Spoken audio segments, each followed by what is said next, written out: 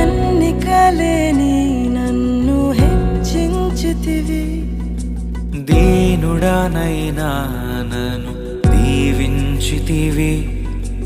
నీ చేతి నీడలో నన్ను ఉంచితివి, నీ రక్షణలో నన్ను కాపాడితివి.